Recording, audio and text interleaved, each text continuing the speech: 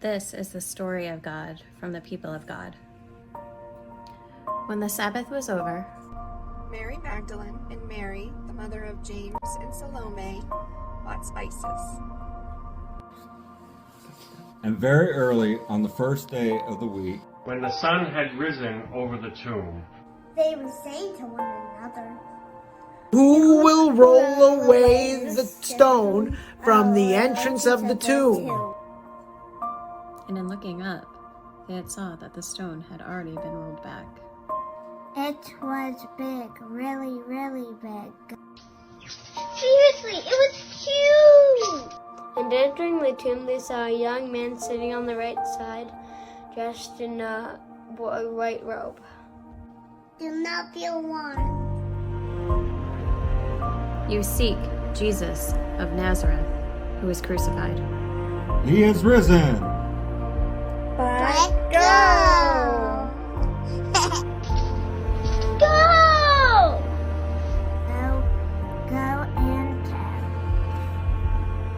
Tell his disciples and Peter that he is going to Galilee. There you will see him just as he told you. They went out and fled from the tomb. For terror and amazement had seized them. And they said nothing to anyone, for they were afraid.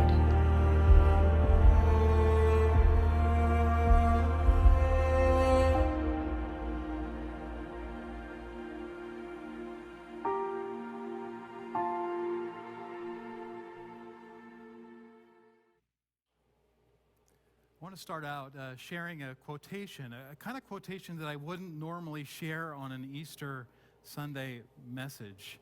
But I was struck because I thought it might be the kind of quotation that was shared during an Easter message maybe 2,000 years ago to a group of believers who were struggling really with what the Easter message means.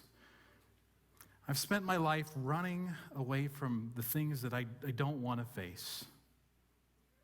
Every time I get close to confronting them, I find an excuse to flee. Well, this quotation isn't attributed to anyone, but in all reality, it could be attributed to everyone. Have you ever gotten close to something that you dreamed of but ran away because the reality of actually obtaining it just felt too big? Maybe you landed the perfect job, or you were close to landing the perfect job, but you walked away, or you said no because you just couldn't imagine yourself in that role. You didn't think you were good enough. Or maybe there's somebody here today who walked away from a happy engagement because they were afraid that ultimately they would be rejected. Or have you ever walked away from something important because just finishing it seemed too difficult, seemed too hard? Maybe it was the final semester of college, or maybe it was going into business on your own, or something as simple as a difficult conversation with a friend that in that moment would have made all of the difference. I still remember sitting with a friend in my high school cafeteria. It was the end of the regular college football season, and the varsity team had gone undefeated. They were getting ready for the playoffs. But we were freshmen, and we really didn't want to keep practicing.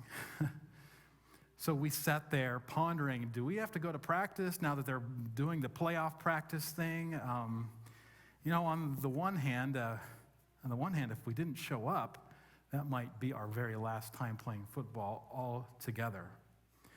And I wasn't really ready to go pro at that time. I didn't want to quite quit on football yet, but we kind of, as we talked back and forth, we explored a little bit and thought, well, maybe there's a little bit of gray here. And ultimately, we made the decision not to go to practice that day. We went the other way.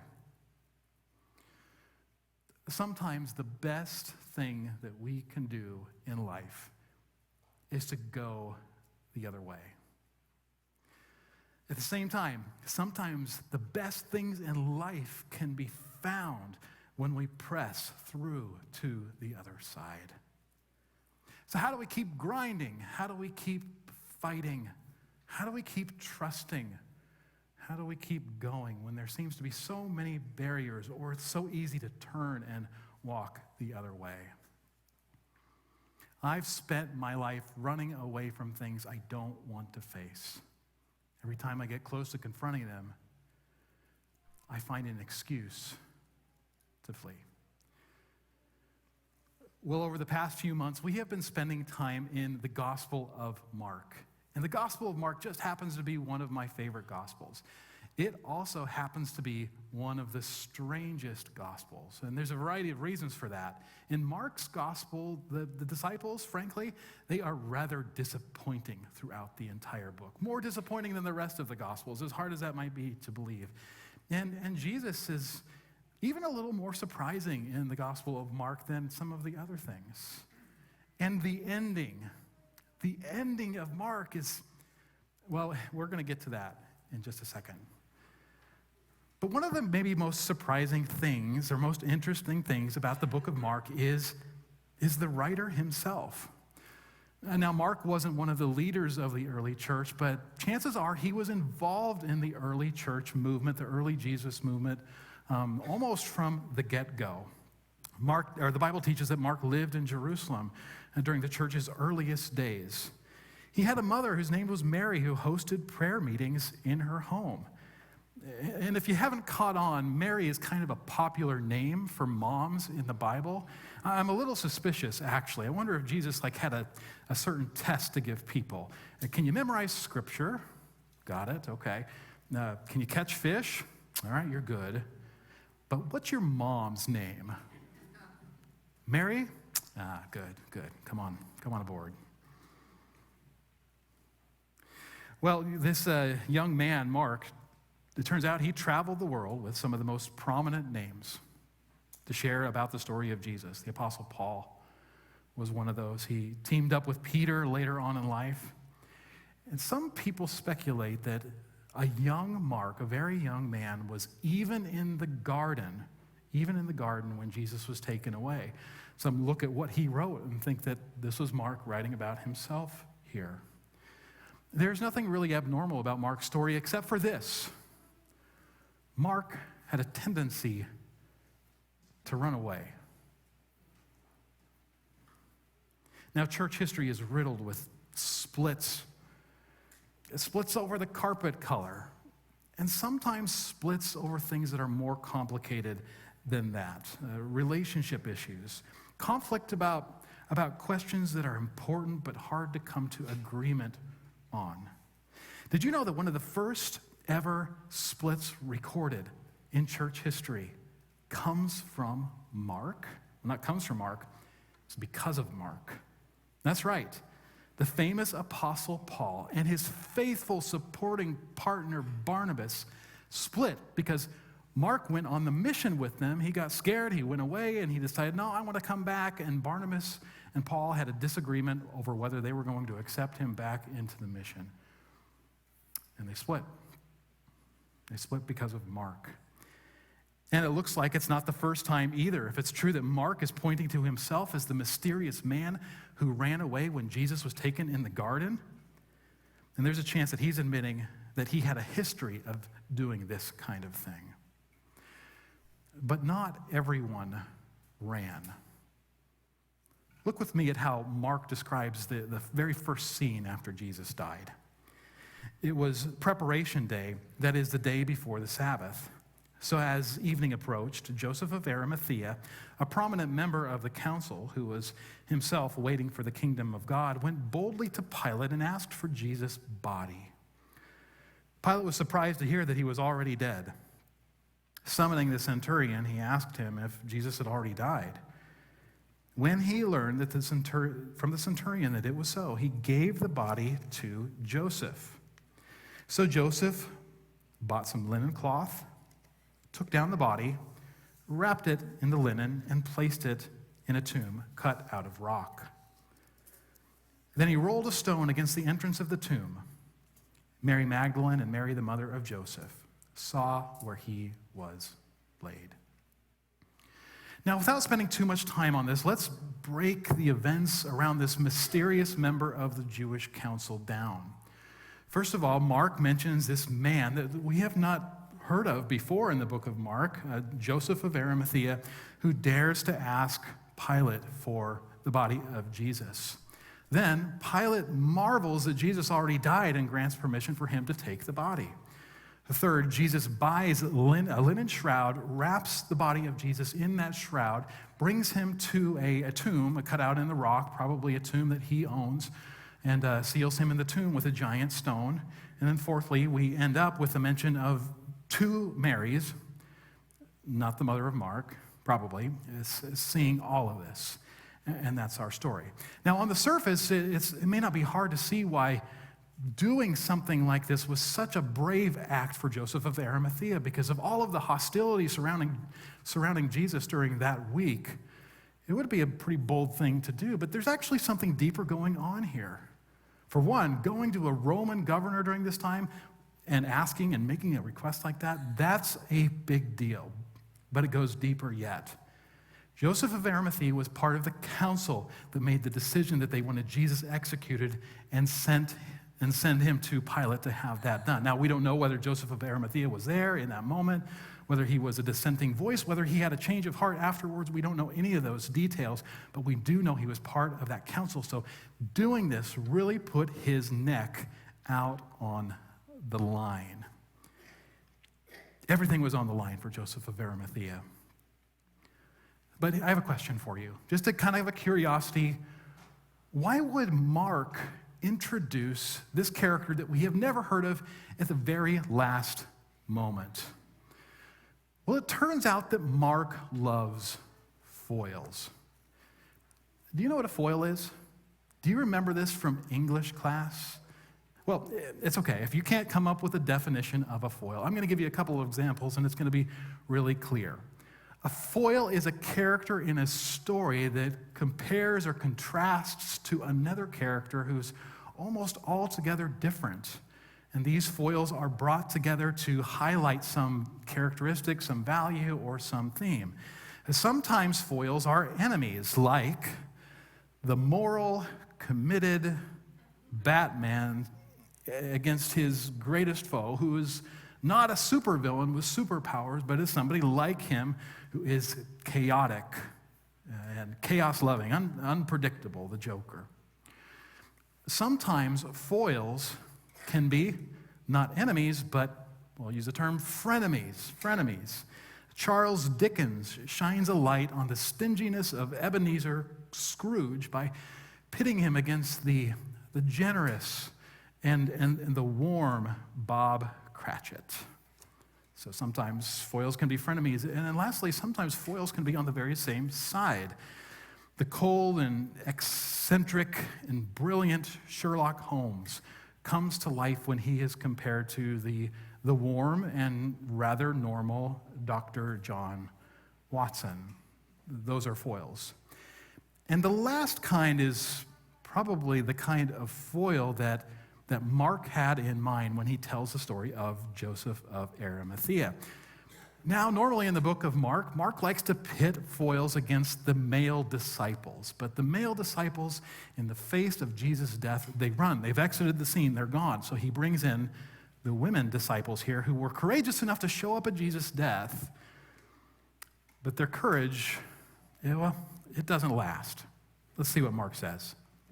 When the Sabbath was over, Mary Magdalene, Mary the mother of James, and Salome brought spices so that they could go to anoint Jesus' body. Very early on the first day of the week, just after sunrise, they were on their way to the tomb, and they asked each other, "Who's going to roll away the stone from the entrance of the tomb?" Now you can tell how busy and anxious that these women must have been. They're out collecting the spices that they need to preserve and to anoint the body of Jesus, and they forgot about the most important thing halfway up. There's a giant stone there, and we need a lot of people to move this stone. So what are we going to do? Well, it turns out that that's not going to be a problem. Mark continues. But when they looked up, they saw that the stone, which was very large, it had been rolled away. As they entered the tomb, they saw a young man dressed in a white robe sitting on the right side. They were alarmed. "Don't be alarmed," he said. "You are looking for Jesus of Nazareth, Jesus the Nazarene, who was crucified. He has risen. He's not here. See the place where they laid him? But go, tell his disciples and Peter, he is going ahead of you into Galilee. There you will see him, just as he told you." Trembling and bewildered, the women went out and fled from the tomb. They said nothing to anyone because they were afraid. They were afraid. Did you notice here that Mark doesn't really tell us anything about how Jesus was raised? Now, that's a really important question throughout history that people have wrestled with and people have scrutinized over. But Mark's concern here isn't to prove that Jesus was raised. His audience already bought into that. It's an assumed fact for them. The question isn't so much whether it happened, but how are they going to respond to what happened? Joseph of Arimathea provides a really sharp contrast. See how the story of the women are in reverse here? Look at this. First, we end the last story with the two Marys seeing where the body was laid. Then they go to where the body was laid in this scene. Secondly, just like Joseph buys linen shroud and seals Jesus in a tomb with a large stone, the women buy spices and they wonder who will remove the large stone for them. The parallels keep going. Just like Pilate marvels that Jesus has already died, well, the women, they marvel to hear from this supernatural figure that Jesus has not died. And lastly, by way of contrast to Joseph, who bravely approaches Pilate, the women, they run away afraid. God moved radically and boldly in the heart of this man, someone who was on the bad side, well, what could be considered the bad side, while those closest to him ran away. Joseph hardly knew who Jesus was, and women who spent all of that time with him, they froze. They froze in fear. This is not the end of the chapter. This is the end of the book. This is how the book ends. This is the last thing that Mark has to say. Now, some scholars believe that there was actually a longer ending that got lost somewhere. Some scholars believe that. And there's a very minority group of people who also believe that there are a few longer endings that float around that don't match the style and came later in history. They believe, well, maybe one of those endings was actually a part of this book. But if we take a close look at Matthew and Luke, who likely had a copy of Mark and were working with Mark as they crafted their own Gospels, at the point where Mark ends, Luke and Matthew, they go in very different directions. So as harsh and awkward and surprising of an ending this is in Mark, it isn't just old, it's very likely the original intended ending of Mark. Do you know what Mark did here? He took a page out of The Empire Strikes Back. Oh, how cool it would have been in May of 1980 to be in the seats when we first learned that Darth Vader was Luke's father. Ah, did I spoil something for you? 44 years ago. Where have you guys been? But as interesting and as surprising as that moment is in The Empire Strikes Back, maybe one of the more interesting, just as interesting things about it is, have you noticed this? The movie, it doesn't really end. Luke has newfound daddy issues. Han is still frozen in carbonite. The movie hasn't finished. It's not solved. The problems are still there. It pauses. It pauses because, well, we know there's more to come. It turns out after 44 years, there's a lot more to come, but you're right, we'll get to that. That's why Mark, who ran away afraid, leaves us in this awkward moment, this kind of awkward pause. We know that something more comes. Matthew writes about the women and the change of heart that the women experience in his resurrection story. But Mark leaves us in this uncomfortable moment to bring us, the readers, the listeners, into the story, so that we can decide what we are going to do with Jesus. He leaves us with unfinished business because the next chapter is ours. It's ours. Well, Paige's family found her way to our friends, our strategic partner, Grace Chapel, a little over a decade ago.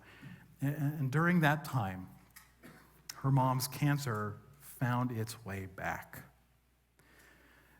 Paige had one of those moments, frozen in time, full of doubt and fear. She wasn't sure which direction she was going to go with God. She had a real question that she was facing. Let's connect with our friends at Grace Chapel to hear her story.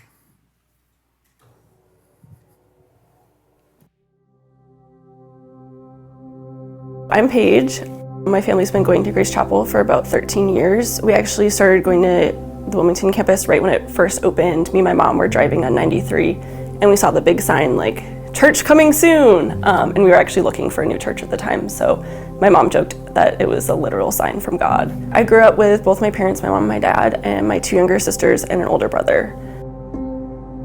I have this one really vivid memory from my childhood, and one of our close family friends was over, and we were making peanut butter cookies in the kitchen, and I really wanted to go and have my mom try the cookies, but I couldn't because my mom wasn't feeling well and she was in her room sick.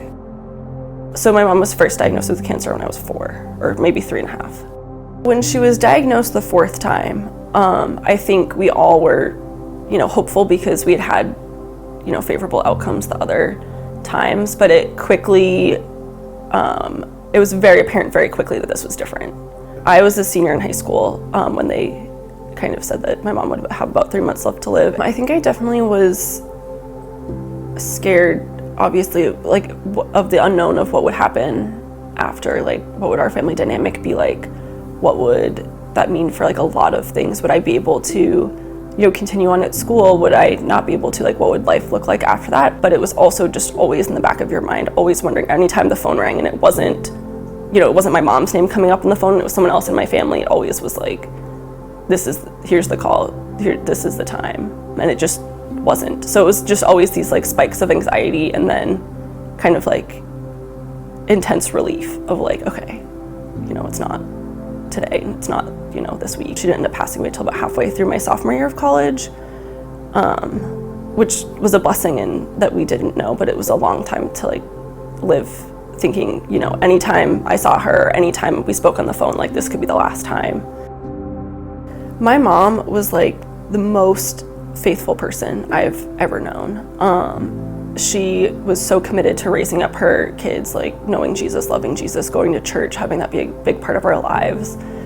And that continued for her whole life. Whenever she would be in the hospital, she'd always be telling nurses and doctors, do you know Jesus? Can I tell you about Jesus? My mom passed away on New Year's Day, 2016.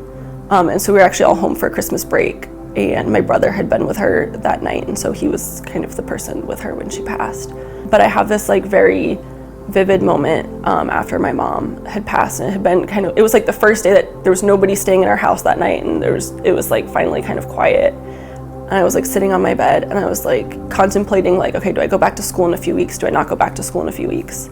And I really had almost this, I don't want to call it a crisis of faith, but I had this moment where it was I actually have a choice of if I want to continue my life believing in God and pursuing God, or if I want to stop and not believe it and walk away from my faith. And so I started going young adult group at Grace Chapel, and it took almost 2 years of kind of faithfully attending that group and some other life circumstances for me to really realize that I was mad at God. And it was in that group that I was able to kind of like verbalize that to those girls and like start processing through kind of like what that meant. Even with my mom's death, like I have hope that, I have a hope not only that I'll get to see her one day, but I know that she's not in pain and she's not suffering and she's not, bound to a chair in her bedroom. I think there's so much more hope when you know that somebody is now with Jesus and they're healed completely. I'm way less scared of my own death because I know that there's like loved ones and people like ahead of me in heaven and people that I want to see again and want to be with. And so I think just like there's a different kind of hope of knowing that like I will get to see my mom. Whatever you do in heaven, she is experiencing that and thriving in whatever that means in heaven.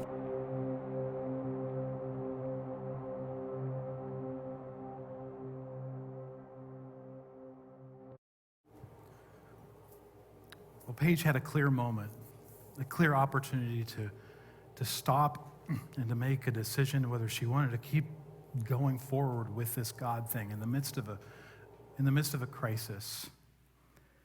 And she was able to uncover some angry feelings that she had towards God, deal with those feelings, and then she made a decision that she was going to keep going, that she was going to press on to a better hope. Here's the thing. Not everybody does that. There are marks who travel the world to share about Jesus who get scared and go home. There are disciples who are confronted with the fear of death when they look at their mentor and what they did to him, and they get scared, they get afraid, and they go into hiding. Then there are women who are courageous enough to go to the tomb and to accompany Jesus in the moments before and after his death, but are bewildered at the thought of him living again, and they run away in fear. Those are important stories to us because it's not the end of their stories.